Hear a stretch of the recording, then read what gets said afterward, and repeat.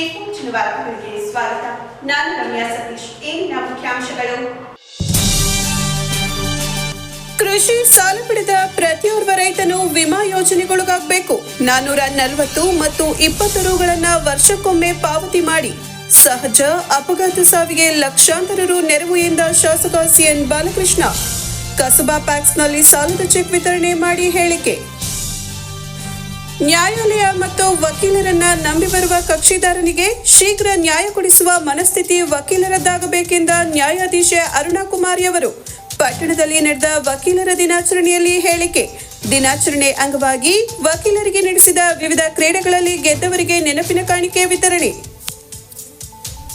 ಹಾಗೂ December 6ರಂದು doctor B R Ambedkar ಅವರ ಪರಿನಿಬ್ಬಾಣದ ಸಲುವಾಗಿ ಅಂಬೇಡ್ಕರ್ ಭವನದಲ್ಲಿ ಭೀಮನಮನ ಕಾರ್ಯ.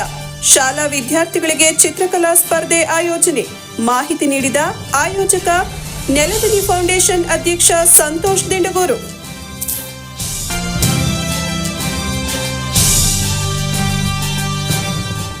ವಾರ್ತೆಗಳ ವಿವರ.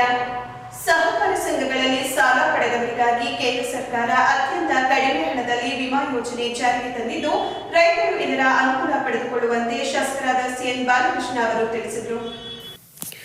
ಪಟ್ಟಣದಲ್ಲಿನ ಕಸಬಾ ಹೋಬಳಿ ಕೃಷಿ ಪತ್ತಿನ ಸಹಕಾರ ಸಂಘದಲ್ಲಿ 22 ಲಕ್ಷ ರುಗಳ ಬೆಳೆ ಸಾಲದ ಚೆಕ್ ಅನ್ನು ರೈತರಿಗೆ ವಿತರಣೆ ಮಾಡಿ ಮಾತನಾಡಿದ ಅವರು, 18 ವರ್ಷದಿಂದ 50 ವರ್ಷ ಮಿತಿಯ ಒಳಗಿರುವ ರೈತರು 440 ರು ವಾರ್ಷಿಕ ವಿಮೆ ಪಾವತಿ ಮಾಡಿದರೆ ಸಹಜ ಸಾವಿಗೂ 2 ಲಕ್ಷ ರು ವಿಮೆ ಹಣ ಬರುತ್ತದೆ.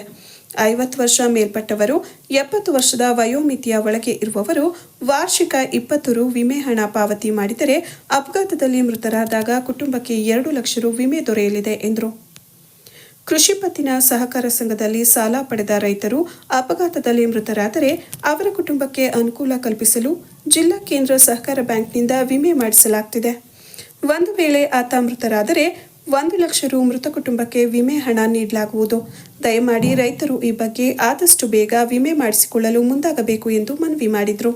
ಇನ್ನು ಕೇಂದ್ರ ಹಾಗೂ ರಾಜ್ಯ ಸರ್ಕಾರದಿಂದ ಕುಸುಂಬಿ ಯೋಜನೆ ಮೂಲಕ ಕೃಷಿ ಕೊಳವೆ ಬಾವಿಗೆ ಅನುಕೂಲ ಕಲ್ಪಿಸುವ ನಿಟ್ಟಿನಲ್ಲಿ ಸೋಲಾರ್ ಎನರ್ಜಿ ಮೂಲಕ ನೀರೆತ್ತುವ ಮೋಟಾರ್, ಸೋಲಾರ್ ಪ್ಯಾನಲ್, ಕೊಳವೆ ಬಾವಿಗೆ ಇಳಿಸುವ ಪೈಪ್ಗಳನ್ನು ನೀಡಲಾಗುತ್ತಿದೆ.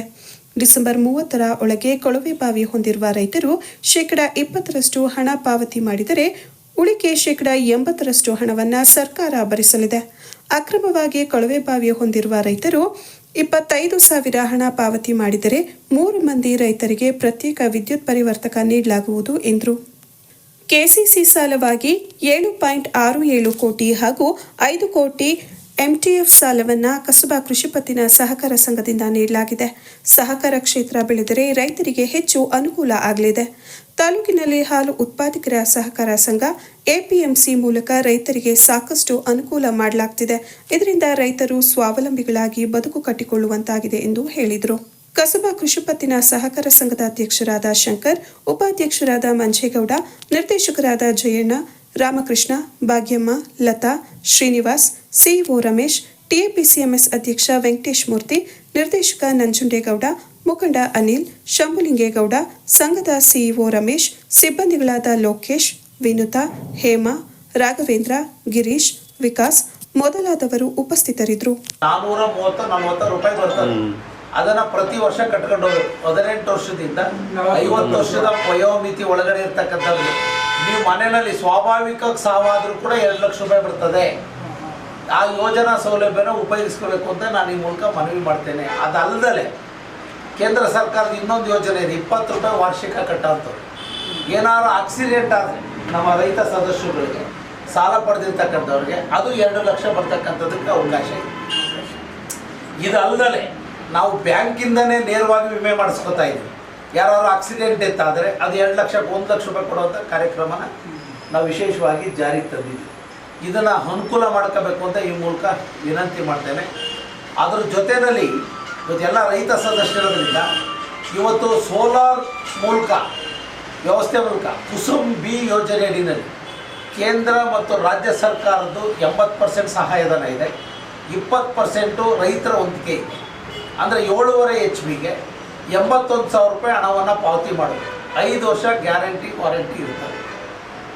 ಮೋಟ್ರು, ಪಂಪು, ಪ್ಯಾನಲ್ ಬೋರ್ಡ್ನು ಕೂಡ ಅವರೇ ಒದಗಿಸ್ತಾರೆ. ಅದು ಡಿಸೆಂಬರ್ 30ರೊಳಗಡೆ ನೋಂದಣಿ ಮಾಡ್ಕೊಳ್ಳಿಕ್ಕೆ ಅವಕಾಶ ಇದೆ KEBನಲ್ಲಿ. ಅದರ ಸದುಪಯೋಗವನ್ನು ಕೂಡ ಪಡ್ಕೋಬೇಕು ಅಂತ ಆಮೇಲೆ ಬಂದು GPS ಮಾಡ್ತಾರೆ. 81,000 ರೂಪಾಯಿ ಕಟ್ಟಿದ್ರೆ ನೀವು ಮೋಟ್ರು ಪೈಪು 7 ಅದು 7.5 ಅದನ್ನು ಆ ಸೌಲಭ್ಯವನ್ನು ಕೂಡ ರೈತರು ಉಪಯೋಗಿಸ್ಕೋಬೇಕು ಅಂತ ನಾನು ವಿನಂತಿ ಮಾಡಿ ಈಗಾಗಲೇ ನಾನು ಸ್ಟೇಟ್ಮೆಂಟ್ ಸಾಮಾನ್ಯನೇ ನುಗ್ಗೇಳಿನಲ್ಲಿ ನೀಡಿದ್ದೀನಿ. ಇವತ್ತಿನ ಕಸ್ಬಾದಲ್ಲಿ ಮಾಧ್ಯಮದ ಮೂಲಕ ಬಿದ್ದರೆ ಅದನ್ನು ಉಪಯೋಗಿಸ್ಕೋಬೇಕು, ರೈತರು ಅದರ ಸೌಲಭ್ಯವನ್ನು ಪಡ್ಕೊಳ್ಳಿ ಅಂತ ನಾನು ವಿನಂತಿ ಕೂಡ ಈ ಸಂದರ್ಭದಲ್ಲಿ ಮಾಡಿ, ಅದ್ರ ಜೊತೆಯಲ್ಲಿ ಶೀಘ್ರ ಸಂಪರ್ಕ ಅಂತ ಒಂದು ಯೋಜನೆ. ಈಗ ಒಂದು 63 KVA TC ಇರ್ತದೆ, ಅದು ಓವರ್ಲೋಡ್ ಆಗಿರುತ್ತೆ. 2 ಜನ ಅಕ್ರಮದಿಂದ ಓಡಿಸ್ತಾ ಇದ್ದಾರೆ. ಅವರು 25,000 ರೂಪಾಯಿ ಕಟ್ಟಿದ್ದಾರೆ. 2-3 ಕಂಬಗಳಿದ್ದರೆ 25 KVನ ಪ್ರತ್ಯೇಕವಾಗಿ ಹಾಕ್ಸ್ಕೊಡ್ತಕ್ಕಂಥದ್ದಕ್ಕೆ ಈಗ ಅದು ಕಾರ್ಯಕ್ರಮನ ರೂಪಿಸ್ತಾ ಇದ್ದೀವಿ. ಯಾಕೆಂದರೆ ಇವಾಗ ಇನ್ನೂ 4,000 ಚಿಲ್ಲರೆ ಪಂಪ್ ಸೆಟ್ ಅಕ್ರಮ ಇದೆ. ಹಿಂದೆ ಸುಮಾರು 8,000 ರಿಂದ 10,000 ಅಕ್ರಮನ ಸಕ್ರಮ ಮಾಡಿಸಿದ್ವಿ, 7,000 TCಗಳು ಕೊಡಿಸಿದ್ವಿ. ಆ ದಿಶೆಯಲ್ಲಿ ಅದರ ಅನುಕೂಲವನ್ನು ಕೂಡ ರೈತರು ಪಡ್ಕೋಬೇಕು ಅಂತ ನಾನು ವಿನಂತಿ ಕೂಡ ಮಾಡಿ, ಇವತ್ತು ಕಸ್ಬಾ ಸೊಸೈಟಿ ಮೂಲಕ ಸುಮಾರು 22 ಲಕ್ಷ ಶೂನ್ಯ ಬಡ್ಡಿ ದರದಲ್ಲಿ ಜಿಲ್ಲಾ ಬ್ಯಾಂಕ್ನ ಒಂದು ಸಹಕಾರದೊಂದಿಗೆ ಅವಕಾಶವನ್ನು ಕಲ್ಪಿಸಿದ್ದೀವಿ. ತೆಗೆದುಕೊಂಡಂಥ ಸಾಲವನ್ನು ಮರುಪಾವತಿಯನ್ನು ಕೂಡ ಸಕಾಲದಲ್ಲಿ ಮಾಡಬೇಕು ಅಂತ ನಾನು ವಿನಂತಿ ಕೂಡ ಮಾಡಿ, ಇವತ್ತು ಕಸ್ಬಾ ಸೊಸೈಟಿಯಲ್ಲಿ ಪಿಗ್ಮಿ ಯೋಜನೆಯೂ ಕೂಡ ಇದೆ ಅಂತ ನಾನು ಅನ್ಕೊಳ್ತೀನಿ. ಇವತ್ತು ಪಡಿತರ ವ್ಯವಸ್ಥೆ ಆಯಾ ಹಳ್ಳಿಗಳಿಗೆ ಹೋಗಿ ಪಡಿತರ ವಿತರಣೆ ಮಾಡ್ತಾ ಇದ್ದೀವಿ. ನ್ಯಾಯಾಲಯವನ್ನು ವಕೀಲರನ್ನು ನಂಬಿ ಬರುವ ಕಕ್ಷಿದಾರನಿಗೆ ವಕೀಲರು ಶೀಘ್ರ ನ್ಯಾಯ ಕೊಡಿಸುವ ಮೂಲಕ ವೃತ್ತಿಧರ್ಮ ಪಾಲನೆಗೆ ಮುಂದಾಗಬೇಕು ಎಂದು ಹಿರಿಯ ಸಿವಿಲ್ ನ್ಯಾಯಾಧೀಶರಾದ ಅರುಣಕುಮಾರಿ ತಿಳಿಸಿದರು. ಚನ್ನರಾಯಪಟ್ಟಣದಲ್ಲಿನ ನ್ಯಾಯಾಲಯ ಸಂಕೀರ್ಣದಲ್ಲಿ ಆಯೋಜಿಸಲಾಗಿದ್ದ ವಕೀಲರ ದಿನಾಚರಣೆ ಕಾರ್ಯಕ್ರಮದಲ್ಲಿ ಭಾಗವಹಿಸಿ ಮಾತನಾಡಿದ ಅವರು, ವಕೀಲರಾದವರಿಗೆ ಶಿಸ್ತು, ಸಂಯಮ, ಸಮಯ ಪಾಲನೆ ಮುಖ್ಯ. ವಕೀಲರು ತಾವು ನಡೆಸುವ ಪ್ರಕರಣದ ಆಧಾರದ ಮೇಲೆ ಅಲ್ಲಿನ ನ್ಯಾಯಾಧೀಶರ ಮನಸ್ಥಿತಿಯು ನಿರ್ಧಾರವಾಗುತ್ತದೆ. ವಕೀಲರಾದವರು ತಮ್ಮನ್ನು ಮತ್ತು ನ್ಯಾಯಾಧೀಶರಾದ ನಮ್ಮನ್ನು ನಂಬಿ ಬಂದಾಗ ನ್ಯಾಯದೇವತೆಯ ಪ್ರತಿನಿಧಿಗಳಾಗಿರುವ ನಾವು ಶಿಸ್ತುಬದ್ಧತೆಯೊಂದಿಗೆ ಪ್ರಾಮಾಣಿಕತೆಯಿಂದ ಅವರ ಕೆಲಸ ಮಾಡಬೇಕು. ಒಬ್ಬ ನ್ಯಾಯಾಧೀಶೆ ಯಶಸ್ವಿಯಾಗಲು ವಕೀಲರು ಕಾರಣರಾಗ್ತಾರೆ. ನೀವು ಬಲಿಷ್ಠತೆಯಿಂದ ಕೂಡಿದಾಗ ಮಾತ್ರ ನಾವು ನೀಡುವ ತೀರ್ಪು ಗಟ್ಟಿಯಾಗಿರುತ್ತದೆ ಎಂದರು. ಸಮಾರಂಭದ ಅಧ್ಯಕ್ಷತೆ ವಹಿಸಿದ್ದ ವಕೀಲರ ಸಂಘದ ಅಧ್ಯಕ್ಷರಾದ DK ಹರೀಶ್ ಮಾತನಾಡಿ, ವಕೀಲರ ವೃತ್ತಿ ದೇಶದಲ್ಲೇ ಪವಿತ್ರವಾದ ಪರಮೋಚ್ಚವಾದ ವೃತ್ತಿಯಾಗಿದೆ. ದೇಶದ ಸ್ಥಾನಮಾನ ಹಿರಿಮೆಯನ್ನ ಹಾಡಿ ಹೊಗಳಿದ ಸ್ವಾಮಿ ವಿವೇಕಾನಂದರು ವಕೀಲರಾಗಿದ್ದವರು. ಅದೇ ರೀತಿ ಸ್ವಾತಂತ್ರ್ಯ ಸಂಗ್ರಾಮದಲ್ಲಿ ದೇಶದ ಹಿರಿಮೆಯನ್ನ ಎತ್ತಿಡಿದ ಗಾಂಧೀಜಿ, ಬಾಲಗಂಗಾಧರನಾಥ ತಿಲಕರು, ಡಾಕ್ಟರ್ BR ಅಂಬೇಡ್ಕರ್, ರಾಜಗೋಪಾಲಾಚಾರಿ, ಚಿತ್ತರಂಜನ್ ದಾಸ್, ಜವಾಹರ್ಲಾಲ್ ನೆಹರು, ಸರ್ದಾರ್ ವಲ್ಲಭಭಾಯಿ ಪಟೇಲ್ ರವರು ವಕೀಲರಾಗಿದ್ದವರು ಎನ್ನುವುದು ಹೆಮ್ಮೆಯ ವಿಚಾರವಾಗಿದೆ. ವಕೀಲಿಕೆ ಬರೀ ವಾದಕ್ಕೆ ಸೀಮಿತವಾಗಿರದೆ ಸತ್ಯದ ಅನ್ವೇಷಣೆಯಾಗಿರಬೇಕು ಎಂದರು. ಕಾರ್ಯಕ್ರಮದ ಉದ್ಘಾಟನೆಯನ್ನು 4ನೇ ಅಧಿಕ ಜಿಲ್ಲಾ ಮತ್ತು ಸತ್ರ ನ್ಯಾಯಾಧೀಶರಾದ MS ಕಲ್ಪನಾ ಅವರು ಉದ್ಘಾಟಿಸಿದರು. ಇನ್ನು ವಕೀಲರ ದಿನಾಚರಣೆ ಸಲುವಾಗಿ ವಕೀಲರು ಮತ್ತವರ ಕುಟುಂಬದ ಸದಸ್ಯರಿಗೆ ನಡೆಸಿದ ವಿವಿಧ ಕ್ರೀಡೆಗಳಲ್ಲಿ ವಿಜಯಿಯಾದವರಿಗೆ ನ್ಯಾಯಾಧೀಶರು ನೆನಪಿನ ಕಾಣಿಕೆ ವಿತರಣೆ ಮಾಡಿದರು. ನಂತರ ವಕೀಲರಿಂದ ಸಾಂಸ್ಕೃತಿಕ ಕಾರ್ಯಕ್ರಮ ನಡೆಸಲಾಯಿತು. ಈ ಸಂದರ್ಭದಲ್ಲಿ ನ್ಯಾಯಾಧೀಶರುಗಳಾದ ಅರುಣ್ ಸದಾಶಿವ ಗುಡಿಗಣನವರ್, ಕುಸುಮಾ, TP ಪುರುಷೋತ್ತಮ್, ಸುನೀತಾರವರು ಸೇರಿ ವಕೀಲರ ಸಂಘದ ಉಪಾಧ್ಯಕ್ಷರಾದ P ದಿನೇಶ್, ಕಾರ್ಯದರ್ಶಿ CT ಹೇಮಂತ್ ಕುಮಾರ್, ಖಜಾಂಚಿ KL ಚೇತನ್ ಮತ್ತು ಜಂಟಿ ಕಾರ್ಯದರ್ಶಿ ಸುಷ್ಮಿತಾ ಇದ್ರು. ಓರಿಯೆಂಟರ್ಶಿಪ್, character, talent, ability and active, confident, etc. So advocate ಅನ್ನೋದ್ರಲ್ಲೇ ಇರುತ್ತೆ ವಕೀಲರ ಪಾತ್ರ ಏನು ಅಂತ ಹೇಳಿ. ಒಂದು ಪ್ಲೀಡಿಂಗ್ ಅಥವಾ ಆರ್ಗ್ಯುಮೆಂಟ್ ಅಥವಾ ಎವಿಡೆನ್ಸ್ ಅಂತ ಹೇಳ್ಬೋದು. ನ್ಯಾಯಾಧೀಶರು ಸ್ಟ್ರಾಂಗ್ ಇದ್ದಾರೆ ಅಂದ್ರೆ ಆ ಬಾರ್ನಲ್ಲಿ ವಕೀಲರು ಸ್ಟ್ರಾಂಗ್ ಇದ್ದಾರೆ ಅಂತ ಅರ್ಥ. ವಕೀಲರು ಹೇಗೆ ಕೇಸನ್ನ ನಡೆಸ್ತಾರೋ ಅದ್ರ ಮೇಲೆ ಜಜ್ಮೆಂಟ್ ಅವಲಂಬಿತವಾಗಿದೆ. So for success of every judicial officer, the behind is bar, that is advocacy, advocate. So ನೀವು ಅಡ್ವೊಕೇಟ್ ಸ್ಟ್ರಾಂಗ್ ಇದ್ರೆ ಜಡ್ಜಸ್ ಕೂಡ ಒಳ್ಳೆ ರೀತಿ ಜಡ್ಜ್ಮೆಂಟ್ ಅನ್ನ ತರಬಹುದು ಅಂತ ಹೇಳಿಕ್ಕೆ ಇಚ್ಛೆ ಪಡ್ತೀನಿ. ಈ ಸಮಯದಲ್ಲಿ ಒಂದು ಕತೆ ನೆನಪಾಗುತ್ತೆ. ಅಡ್ವೊಕೇಟ್ ಅಂದ ತಕ್ಷಣ ಲೀಗಲ್ ಬೆಕಾಮ್ ಲಾಯರ್ಸ್ ಅಂತ ಹೇಳ್ತಾರೆ, LLB ಅಂತ. ಮತ್ತು ಅದಕ್ಕೆ ಲಾಂಗ್ ಲೈಫ್ ಬ್ಯಾಚುಲರ್ ಅಂತಾನು ಹೇಳ್ತಿದ್ರು ಮೊದಲು. ಈಗ ಇಲ್ಲ, ಅದಕ್ಕೆ ಲಾಂಗ್ ಲೈಫ್ ಬ್ಯಾಚುಲರ್ ಅನ್ನೋ ಕಾರಣ ಅಡ್ವೊಕೇಟ್ ಅಂದ ತಕ್ಷಣ ಸ್ವಲ್ಪ ಹಿಂದೆ ಮುಂದೆ ನೋಡ್ತಿದ್ರು ಪ್ರಪೋಸಲ್ ಬಂದಾಗ. ಸೊ ಈ ಸಂದರ್ಭದಲ್ಲಿ ನಾನು ಹೆಚ್ಚಿಗೆ ಮಾತಾಡಕ್ಕೆ ಇಷ್ಟಪಡ್ತೀನಿ. ವಕೀಲ ದಿನಾಚರಣೆಯನ್ನು ಯಾವಾಗ ಆಚರಿಸ್ತೀವಿ ಅಂತ ಈಗಾಗಲೇ ಮೇಡಮ್ ಆಗಿ ಎಲ್ಲ ಹೇಳಿದ್ದಾರೆ. ಈ ರಾಷ್ಟ್ರ ಕಂಡ ಅಪ್ರತಿಮ ನ್ಯಾಯವಾದಿ ಮತ್ತು ರಾಷ್ಟ್ರದ ಪರಮೋಚ್ಚ ಸ್ಥಾನವನ್ನು ಅಲಂಕರಿಸಿದಂತಹ ರಾಷ್ಟ್ರಪತಿ ಡಾಕ್ಟರ್ ಬಾಬು ರಾಜೇಂದ್ರ ಪ್ರಸಾದ್ ಅವರ ಜನ್ಮದಿನದ ಅಂಗವಾಗಿ ಈ ದಿನ ನಾವು ವಕೀಲರ ದಿನಾಚರಣೆಯಾಗಿ ಆಚರಿಸ್ತಾ ಇದ್ದೀವಿ. ವಕೀಲ ವೃತ್ತಿ ನಮ್ಮ ದೇಶದಲ್ಲಿ ಇರುವಂತಹ ಸಾವಿರಾರು ವೃತ್ತಿಗಳಲ್ಲಿ ಅತ್ಯಂತ ಪವಿತ್ರವಾದಂತಹ ವೃತ್ತಿಯಾಗಿರ್ತದೆ. ಎಲ್ಲ ವೃತ್ತಿಗಳು ಅದರದೇ ಆದಂತಹ ಒಂದು ಧರ್ಮವಾಗಿರ್ತದೆ. ಹಾಗೆಯೇ ಆ ಧರ್ಮವನ್ನು ಪಾಲಿಸದೇ ಇದ್ದಂಥ ಸಂದರ್ಭದಲ್ಲಿ ಅದು ವೃತ್ತಿಯಾಗಿರೋದಿಲ್ಲ, ಅದು ವ್ಯಾಪಾರ ಆಗಿರುತ್ತಂತ ಹಿರಿಯರು ಹೇಳ್ತಾರೆ. ಹಾಗಾಗಿ ಈ ವಕೀಲಿ ವೃತ್ತಿಯನ್ನು advocate profession is A Nobel profession ಅಂತ ಹೇಳ್ತಾರೆ. ಅದಕ್ಕಾಗಿ ಈ ಒಂದು ದೇಶದ ಸ್ಥಾನಮಾನವನ್ನು ಹಾಗೂ ದೇಶದ ಹಿರಿಮೆಯನ್ನು ಅಂತಾರಾಷ್ಟ್ರೀಯ ಮಟ್ಟದಲ್ಲಿ ಹಾಡಿ ಹೊಗಳಿದ್ದು ಹೇಳಿ ಸಾಕ್ಷೀಕರಿಸಿದಂತಹ ಸ್ವಾಮಿ ವಿವೇಕಾನಂದರು ಕೂಡ ವಕೀಲರು ಅನ್ನೋದು ನಮಗೆ ಹೆಮ್ಮೆಯ ವಿಚಾರ. ಹಾಗೆಯೇ ನಮ್ಮ ದೇಶದ ಸ್ವಾತಂತ್ರ್ಯ ಸಂಗ್ರಾಮದಲ್ಲಿ ನಮ್ಮ ದೇಶದ ಉಳಿಮೆಯಲ್ಲಿ ಹಾಗೂ ಹಿರಿಮೆಯಲ್ಲಿ ಮಹಾತ್ಮ ಗಾಂಧೀಜಿ, ಡಾಕ್ಟರ್ B.R. ಅಂಬೇಡ್ಕರ್, ಬಾಲಗಂಗಾಧರ ತಿಲಕ್, ರಾಜಗೋಪಾಲಾಚಾರಿ, ಚಿತ್ತರಂಜನ್ ದಾಸ್, ಜವಾಹರ್ಲಾಲ್ ನೆಹರು, ಸರ್ದಾರ್ ವಲ್ಲಭಾಯ್ ಪಟೇಲ್ ಇವರೆಲ್ಲ ಕೂಡ ವಕೀಲರಾಗಿದ್ದವರು ಕೂಡ ನಮಗೆ ಹೆಮ್ಮೆಯ ಸಂತೋಷ ಹಾಗೂ ಹೆಮ್ಮೆಯ ವಿಷಯ ಕೂಡ ಇದು. ವಕೀಲರಂದ್ರೆ ಕೇವಲ ವಾದ ವಿವಾದಗಳನ್ನ ಭಾರತ ರತ್ನ ಡಾಕ್ಟರ್ B.R. ಅಂಬೇಡ್ಕರ್ ಅವರ 67ನೇ ವರ್ಷದ ಪರಿನಿರ್ವಾಣದ ಅಂಗವಾಗಿ ಡಿಸೆಂಬರ್ 6ರಂದು ನೆಲಗಲಿ ಫೌಂಡೇಶನ್ ವೇದಿಕೆಯಿಂದ ಪಟ್ಟಣದ ಡಾಕ್ಟರ್ B.R. ಅಂಬೇಡ್ಕರ್ ಭವನದಲ್ಲಿ ಭೀಮನಮನ ಕಾರ್ಯಕ್ರಮ ಹಾಗೂ ಶಾಲಾ ವಿದ್ಯಾರ್ಥಿಗಳಿಗೆ ಚಿತ್ರಕಲಾ ಸ್ಪರ್ಧೆ ಏರ್ಪಡಿಸಲಾಗಿದೆ ಎಂದು ನೆಲಗಲಿ ಫೌಂಡೇಶನ್ ಅಧ್ಯಕ್ಷರಾದ ದಿನಗೂರು ಸಂತೋಷ್ ತಿಳಿಸಿದರು. ಪಟ್ಟಣದ ಪತ್ರಕರ್ತರ ಭವನದಲ್ಲಿ ಗುರುವಾರ ಸುದ್ದಿಗೋಷ್ಠಿಯಲ್ಲಿ ಭಾಗವಹಿಸಿ ಅವರು ಮಾತನಾಡಿ, ನೆಲದನಿ ಫೌಂಡೇಶನ್ ಸಂಸ್ಥೆಯು ಕಳೆದ 16 ವರ್ಷಗಳಿಂದ ಸಾಮಾಜಿಕವಾಗಿ ಮತ್ತು ಸಾಂಸ್ಕೃತಿಕವಾಗಿ ವಿಭಿನ್ನ ಕಾರ್ಯಕ್ರಮಗಳನ್ನು ನಡೆಸುತ್ತಾ ಬಂದಿದ್ದು, ಇದರೊಂದಿಗೆ ಅಂಬೇಡ್ಕರ್ ಕುರಿತಾಗಿ ಅನೇಕ ಸಾಂಸ್ಕೃತಿಕ ಕಾರ್ಯಕ್ರಮಗಳನ್ನು ನಡೆಸುತ್ತಾ ಬಂದಿದೆ. ಸತತ 4 ವರ್ಷಗಳ ಕಾಲ ಅಂಬೇಡ್ಕರ್ ಪರಿನಿಬ್ಬಾಣದ ಅಂಗವಾಗಿ ಅಂಬೇಡ್ಕರ್ ಕುರಿತಾದ ನಾಟಕ ಕಾರ್ಯಾಗಾರ ಮತ್ತು ವಿಚಾರ ಸಂಕಿರಣಗಳನ್ನು ಹಳ್ಳಿಗಳಲ್ಲೂ ನಡೆಸುತ್ತಾ ಬಂದಿದೆ. ಅಲ್ಲದೆ ವಿವಿಧ ಶಾಲಾ ಕಾಲೇಜುಗಳಲ್ಲಿ ಶೈಕ್ಷಣಿಕ ಮತ್ತು ಸಾಂಸ್ಕೃತಿಕ ಅರಿವು ಕಾರ್ಯಕ್ರಮಗಳನ್ನು ನಡೆಸುತ್ತಾ ಬಂದಿದ್ದೇವೆ. ಹಾಗಾಗಿ ಈ ಬಾರಿ ಅಂಬೇಡ್ಕರ್ ಅವರ 69ನೇ ವರ್ಷದ ಪರಿನಿಬ್ಬಾಣದ ಅಂಗವಾಗಿ ಭೀಮನಮನ ಎಂಬ ಶೀರ್ಷಿಕೆಯಡಿ ಚನ್ನರಾಯಪಟ್ಟಣದ ಇತಿಹಾಸದಲ್ಲಿಯೇ ಪ್ರಥಮ ಬಾರಿಗೆ ಕರ್ನಾಟಕ ನಾಡು ನುಡಿ, ಸಂವಿಧಾನ, ಸ್ವಾತಂತ್ರ್ಯ ಹೋರಾಟಗಾರರ ವಿಶೇಷ ನಾಣ್ಯಗಳ ಅಂಚೆ ಲಕೋಟಿಗಳ ಹಾಗೂ ಡಾಕ್ಟರ್ B.R. ಅಂಬೇಡ್ಕರ್ ಅವರ ಸಂವಿಧಾನಕ್ಕೆ ಸಂಬಂಧಿಸಿದ ಛಾಯಾಚಿತ್ರ ಪ್ರದರ್ಶನದ ಭಾಗವಾಗಿ ಶೈಕ್ಷಣಿಕವಾಗಿ ಅರಿವು ಮೂಡಿಸಲು ಅವರ ವಿಶೇಷವಾದ ಕಾರ್ಯಕ್ರಮಗಳನ್ನು ಹಮ್ಮಿಕೊಳ್ಳಲಾಗಿದೆ. ಕಾರ್ಯಕ್ರಮವನ್ನು ಮೈಸೂರು ರಂಗಾಯಣದ ನಿರ್ದೇಶಕ ಸತೀಶ್ ತಿಪಟೂರು ಉದ್ಘಾಟಿಸಲಿದ್ದಾರೆ ಎಂದರು. ಸಾಹಿತಿ ವೆಂಕಟೇಶ್ ಪ್ರಸಾದ್ ಮಾತನಾಡಿ, ಚಿತ್ರಕಲಾ ಸ್ಪರ್ಧೆಯ ವಿಶೇಷ ಡಾಕ್ಟರ್ ಬಾಬಾ ಸಾಹೇಬ್ ಅಂಬೇಡ್ಕರ್ ಅವರ ಕುರಿತಂತೆ ಸಮಾನತೆ, ಸ್ವಾತಂತ್ರ್ಯ, ಭ್ರಾತೃತ್ವ, ಸಂವಿಧಾನ ಸಂಬಂಧಿತ ವಿಷಯಗಳ ಆಧಾರಿತ ಚಿತ್ರ ಬಿಡಿಸಬೇಕು.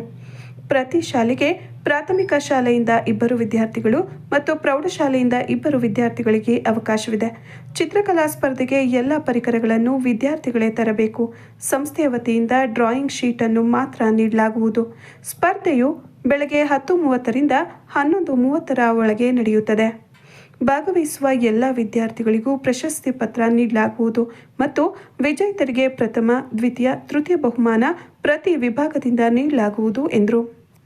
ಫೌಂಡೇಶನ್ನ ಕಾರ್ಯದರ್ಶಿ ನಂದಿನಿ ಸಂತೋಷ್ ಮಾತನಾಡಿ, ಡಿಸೆಂಬರ್ 6ರಂದು ಇನ್ನೂ ವಿಶೇಷವಾದ ಮಕ್ಕಳು ಮತ್ತು ಕಾಲೇಜು ವಿದ್ಯಾರ್ಥಿಗಳಿಂದ ಅಂಬೇಡ್ಕರ್ ಕುರಿತಾದ ಗೀತಗಾಯನ ಮತ್ತು ಕವನ ವಾಚನ, ಸಂವಿಧಾನ ಕುರಿತಾದ ರಂಗಾಟಗಳು, ಜಾನಪದ ವಾದ್ಯ ಮತ್ತು ನೃತ್ಯ ಪ್ರದರ್ಶನಗಳು ಹಮ್ಮಿಕೊಳ್ಳಲಾಗಿದೆ ಎಂದರು. ಸುದ್ದಿಗೋಷ್ಠಿಯಲ್ಲಿ ಸಾರಿಗೆ ನೌಕರ ರಾಮು, DSS ಮುಖಂಡ ಮಾದಿಹಳ್ಳಿ ಮಂಜುನಾಥ್ ಇದ್ದರು.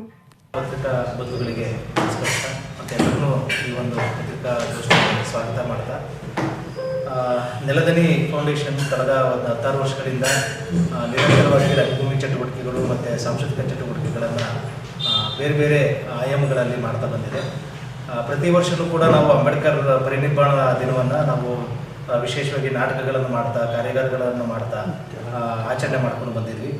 ಈ ವರ್ಷ 69ನೇ ವರ್ಷದ ಅಂಬೇಡ್ಕರ್ ಪರಿನಿಬ್ಬಾಣದ ಅಂಗವಾಗಿ ಭೀಮ ನಮನ ಅನ್ನೋ ಕಾರ್ಯಕ್ರಮದ ಶೀರ್ಷಿಕೆ ಅಡಿಯಲ್ಲಿ ಬೇರೆ ಬೇರೆ ಕಾರ್ಯಕ್ರಮಗಳನ್ನು ಹಮ್ಮಿಕೊಂಡಿದ್ವಿ. ಡಿಸೆಂಬರ್ 6 ಅಂಬೇಡ್ಕರ್ ಭವನದಲ್ಲಿ, ನಗರದ ಅಂಬೇಡ್ಕರ್ ಭವನದಲ್ಲಿ ಬೆಳಗ್ಗೆ 10:30ಯಿಂದ ಸಂಜೆ 4 ಗಂಟೆವರೆಗೂ ಬೇರೆ ಬೇರೆ ಕಾರ್ಯಕ್ರಮಗಳಿರ್ತವೆ. ಆ ಕಾರ್ಯಕ್ರಮಗಳನ್ನು ನಾವು ವಿಶೇಷವಾಗಿ ಬೇರೆ ಬೇರೆ ರೀತಿಯಲ್ಲಿ ಆಚರಣೆ ಮಾಡ್ತೀವಿ. ಅದರಿಂದ ಇವರು ನಂದಿನಿ ಅದನ್ನೇ ಶನಿವಾರ ಅಂಬೇಡ್ಕರ್ ಅವರ 69ನೇ ಪರಿನಿಬ್ಬಾಣ ದಿನದ ಪ್ರಯುಕ್ತವಾಗಿ ಅಂಬೇಡ್ಕರ್ ಭವನದಲ್ಲಿ ಅಂಬೇಡ್ಕರ್ ನಾಣ್ಯಗಳು ಅವುಗಳು ಮತ್ತು ಅಂಬೇಡ್ಕರ್ ಫೋಟೋಗಳು 100 ಫೋಟೋಗಳನ್ನು ಪ್ರದರ್ಶನಕ್ಕೆ ಇಡಲಾಗ್ತಿದೆ. ಬೆಳಗ್ಗೆ 10:30ಕ್ಕೆ ಮೈಸೂರು ರಂಗಾಯಣದ ನಿರ್ದೇಶಕರಾದಂತಹ ಸತೀಶ್ ತಿಪ್ಟೂರವರು ನಮ್ಮ ಕಾರ್ಯಕ್ರಮವನ್ನು ಉದ್ಘಾಟನೆ ಮಾಡಲಿದ್ದಾರೆ. ಮತ್ತು ಈ ಕಾರ್ಯಕ್ರಮದಲ್ಲಿ ಸಾಂಸ್ಕೃತಿಕ ಕಾರ್ಯಕ್ರಮಗಳು ಕೂಡ ಇರ್ತದೆ. ಮಹಿಳೆಯರು ಹಾಡುಗಳನ್ನು ಹಾಡೋದು, ನೃತ್ಯವನ್ನು ಮಾಡೋದು, ಮತ್ತು ಮಕ್ಕಳಿಗೆ ಚಿತ್ರಕಲಾ ಸ್ಪರ್ಧೆಯನ್ನು ಏರ್ಪಡಿಸಲಾಗಿದೆ. ಅಂದರೆ 2 ಭಾಗ ಮಾಡ್ಕೊಂಡಿದ್ದೀವಿ, ಒಂದು ಪ್ರೈಮರಿ ಸೆಕ್ಷನ್, ಒಂದು ಪ್ರೈಮರಿ ಅಂತ.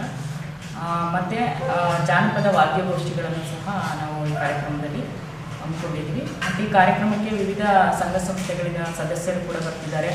ಮತ್ತು ನಮ್ಮ ಪಟ್ಟಣಕ್ಕೆ ಸಂಬಂಧಿಸಿದಂತಹ ಶಾಲಾ ಕಾಲೇಜಿನ ವಿದ್ಯಾರ್ಥಿಗಳು ಸಹ ಈ ಕಾರ್ಯಕ್ರಮಕ್ಕೆ ಭಾಗವಹಿಸ್ತಾ ಇದ್ದಾರೆ.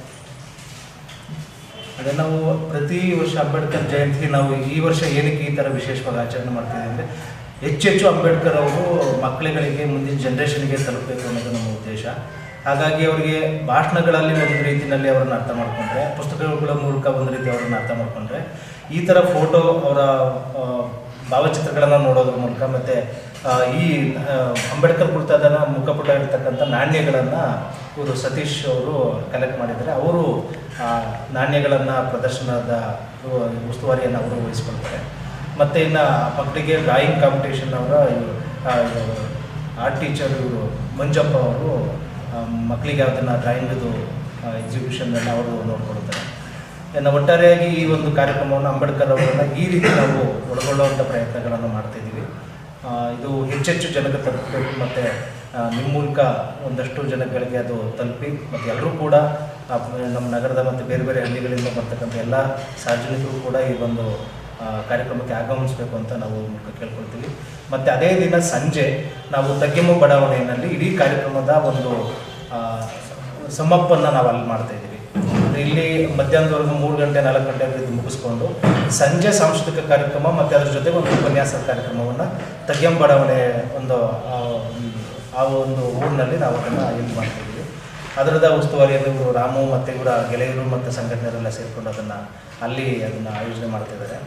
ಅವೆಲ್ಲ ಅಲ್ಲಿ ಸೇರ್ಕೊಳ್ತೀವಿ. ಅದು ಅಂಬೇಡ್ಕರ್ ಅವರ ಕುರಿತಾದಂಥ ಒಂದಷ್ಟು ಹಾಡುಗಳು, ನಾಟಕಗಳು ಮತ್ತು ಚರ್ಚೆಗಳು, ರಂಗಾಟಗಳು ಇದನ್ನೆಲ್ಲನೂ ಸಮ್ಮಪ್ ಮಾಡ್ತಾ ಮತ್ತು ಅದ್ರ ಜೊತೆಗೆ ಉಪನ್ಯಾಸ ಮಾಡ್ತಕ್ಕಂಥವ್ರು ರತ್ನಾಕರ್ ಅವರು ಅಂಬೇಡ್ಕರ್ ಬಂಧುಗಳೇ, ಡಾಕ್ಟರ್ ಬಿ ಆರ್ ಅಂಬೇಡ್ಕರ್ ಅವರ 69ನೇ ಪರಿನಿರ್ಮಾಣ ಕಾರ್ಯಕ್ರಮವನ್ನು ದಿನಗೂರು ಸಂತೋಷ್ ಮತ್ತು ಅವರ ಪತ್ನಿಯವರ ಸಾರಥ್ಯದಲ್ಲಿ ಸಾಂಸ್ಕೃತಿಕ ಕಾರ್ಯಕ್ರಮ ಮತ್ತು ಉಪನ್ಯಾಸಕರಾದ ರತ್ನಾಕರ್ ಸರ್ ಅವರ ಕೈಲಿ ಬಾಬಾ ಸಾಹೇಬರ ಬಗ್ಗೆ ಬಡಾವಣೆ ನಿವಾಸಿಗಳಿಗೆ ವಿಚಾರ ತಿಳಿಸಲು ಉಪನ್ಯಾಸಕರು ಆಹ್ವಾನಿಸಿದ್ದೇವೆ. ಈ ಕಾರ್ಯಕ್ರಮಕ್ಕೆ ಹೆಚ್ಚಿನ ಸಂಖ್ಯೆಯಲ್ಲಿ ಆಗಮಿಸಿ ಕಾರ್ಯಕ್ರಮವನ್ನು ಯಶಸ್ವಿ ಮಾಡಿಕೊಡಬೇಕಂತ ತಮ್ಮಲ್ಲಿ ವಿನಂತಿಸಿಕೊಳ್ತೇನೆ.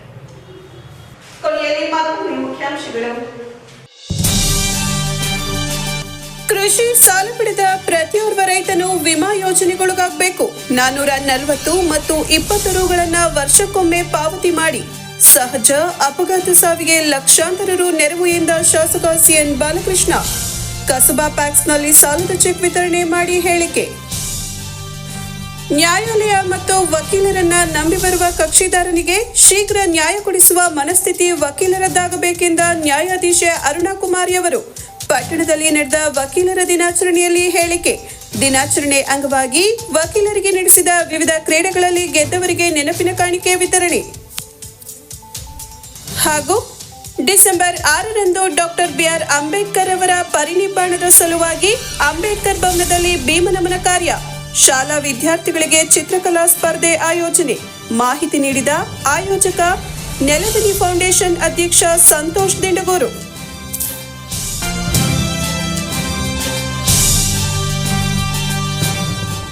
ಇದರೊಂದಿಗೆ ವಾರ್ತಾ ಪ್ರಸಾರ ಮುಕ್ತಾಯವಾಯಿತು. ಮತ್ತೆ ನಮ್ಮ ಭೇಟಿ ಮುಂದಿನ ವಾರ್ತೆಯಲ್ಲಿ ನಮಸ್ಕಾರ.